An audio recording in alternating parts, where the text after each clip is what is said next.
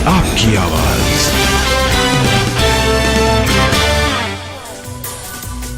जम्मू कश्मीर के रियासी में सुरक्षा बलों को बड़ी कामयाबी, मुठभेड़ में 2 आतंकी ढेर, इलाके में सर्च ऑपरेशन जारी है।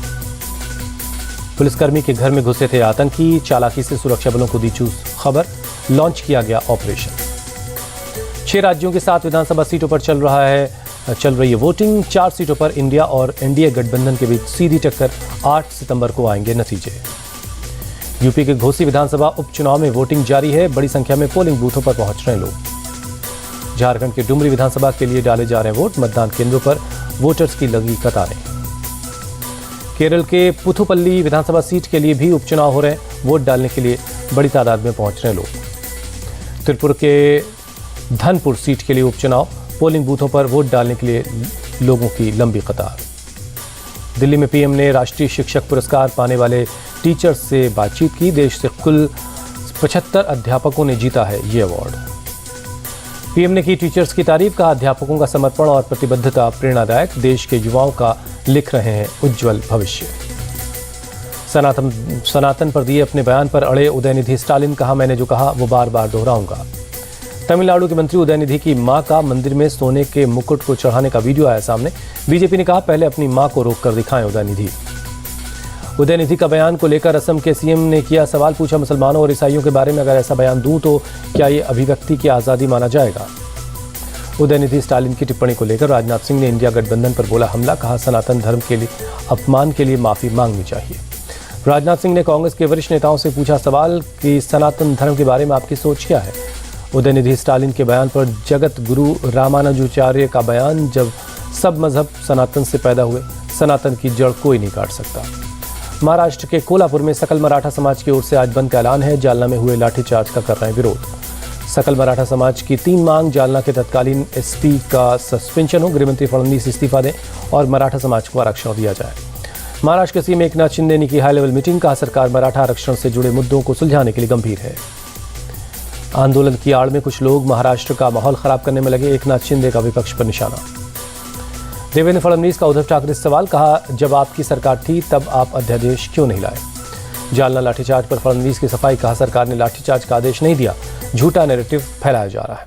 फडणवीस के बयान पर उद्धव ठाकरे का पलटवार, अगर लाठीचार्ज का आदेश नहीं दिया तो मतलब आपका प्रशासन पर कोई कंट्रोल नहीं। शिंदे सरकार पर बरसे उद्धव ठाकरे, शांति से आंदोलन कर रहे लोगों पर आखिर लाठीचार्ज क्यों किया गया। पंकजा मुंडे ने जालना में हुई घटना पर दुख जताया, बोली मामले की निष्पक्ष जांच होनी चाहिए। 2024 चुनाव के लिए कांग्रेस ने इलेक्शन कमेटी का गठन किया। खड़गे के साथ सोनिया और राहुल गांधी के भी नाम इसमें शामिल हैं। नीमच में रेल मंत्री अश्विनी वैष्णव का कांग्रेस पर हमला, कांग्रेस की सरकार में हर क्षेत्र में मध्य प्रदेश के साथ सौतेला व्यवहार हुआ। वन इलेक्शन पर बोले मौलाना तकीर रजा, केंद्र सरकार को आने वाले राज्यों के चुनाव में हार का डर है, जल्द करवाए जा सकते हैं लोकसभा चुनाव। बिहार में सीएम नीतीश का एक और यू टर्न, सरकारी स्कूलों में छुट्टियों में कटौती के आदेश को वापस लिया।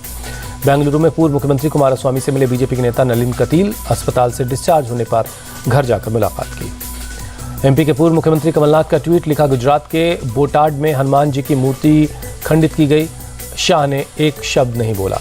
तेलंगाना के सीएम की बेटी और एमएलसी के कविता का सभी दलों को खत, संसद के स्पेशल सेशन में महिला आरक्षण बिल को पास करवाने की मांग। बागेश्वर धाम के धीरेन्द्र शास्त्री ने अनस को दी चुनौती, कहा हम बरेली आएंगे और वहीं तुम्हारा हिसाब करेंगे। हाफिजगंज में रहने वाले अनस ने दी थी बाबा बागेश्वर को जान से मारने की धमकी, सोशल मीडिया पर किया था भड़काऊ पोस्ट। बाबा बागेश्वर ने दिया अनस को जवाब, कहा अगर तुम्हारे हाथों हमारी मौत लिखी है तो भी हमें सहज स्वीकार है। हिंदू संगठनों के ऐतराज के बाद हुई कार्रवाई, पुलिस ने अनस को गिरफ्तार कर लिया है। छिंदवाड़ा में बाबा बागेश्वर के बाद अब पंडित प्रदीप मिश्रा सुनाएंगे शिव पुराण। आज से 9 सितंबर तक कथा का आयोजन होगा। पूर्व मुख्यमंत्री कमलनाथ और सांसद नकुल नाथ कर रहे हैं शिव पुराण का आयोजन। सोमवार को छिंदवाड़ा में पंडित प्रदीप मिश्रा का स्वागत किया गया। दिल्ली में G20 समिट की तैयारियां पूरी हुई। प्रगति मैदान के सजावट देखने के लिए उमड़ रही लोगों की भीड़। रंग बिरंगी रोशनी से जगमगा रहा है प्रगति मैदान। लोग इस खूबसूरत तस्वीर को अपने कैमरों में कैद कर रहे हैं। दिल्ली पुलिस ने कड़ी सुरक्षा व्यवस्था कर दी है। प्रगति मैदान के भारत मंडपम में ही G20 सम्मेलन होना है। दिल्ली में G20 शिखर सम्मेलन को लेकर आखिरी चरण में है तैयारी। पालम हवाई अड्डे को भी खास तौर से सजाया गया है। लखनऊ में सीएम योगी ने कंप्यूटर ऑपरेटर्स को बांटे नियुक्ति पत्र। अल्पसंख्यक और प्राविधिक शिक्षा विभाग के लिए नियुक्ति पत्र बांटे गए। कार्यक्रम में बोले सीएम योगी, अपराधियों को खत्म कर सुरक्षित समाज का निर्माण कर रहे हैं, गरीबों को मिल रहा है योजनाओं का फायदा। लखनऊ के केजीएमसी में भर्ती घायल महिला हेड कांस्टेबल से मिले आला अधिकारी। अयोध्या में सरयू एक्सप्रेस में मिली थी जख्मी हालत में। अयोध्या के मामले पर special DG law and order Prashant Kumar का बयान, महिला कांस्टेबल की सेहत में सुधार हो रहा है, सेक्सुअल क्राइम के सबूत नहीं है।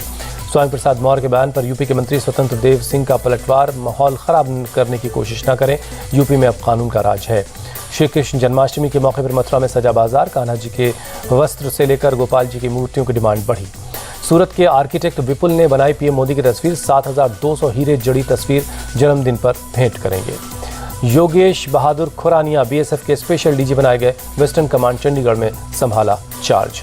यूएस की first lady Jill Biden corona positive हुई, प्रेसिडेंट बाइडेन का टेस्ट रहा नेगेटिव।